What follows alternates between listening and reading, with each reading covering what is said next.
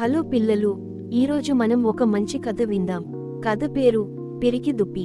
అది తెల్లవారిన అడవి, పచ్చని చెట్లు, పక్షుల కిలకిలలు.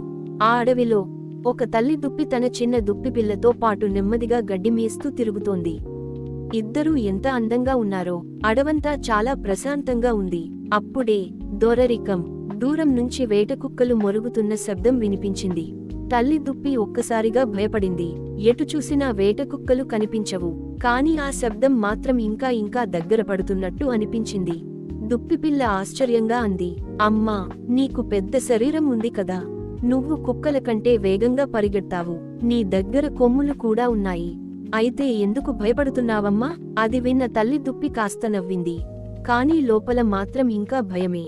కుక్కలు మళ్లీ జోరుగా మొరిగాయి. అంతే, తల్లి దుప్పి ఒక్కసారిగా పరుగెత్తడం ప్రారంభించింది. పిల్లకు ఏం జరుగుతుందో అర్థం కాలేదు.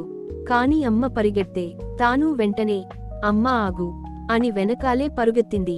మోరల్: పిల్లలు, మన దగ్గర బలం, సామర్థ్యం ఉన్నప్పటికీ కొన్నిసార్లు భయం మనల్ని చిన్నవాళ్లలా చేస్తుంది. కానీ మనమీద నమ్మకం పెట్టుకుంటే ఏ భయాన్నైనా దాటవచ్చు. కథ నచ్చిందా పిల్లలు? ఇంకా ఇలాంటి అందమైన కథల కోసం మన ఛానల్ని లైక్ చేయండి, సబ్స్క్రైబ్ చేయండి, మరిచిపోకండి.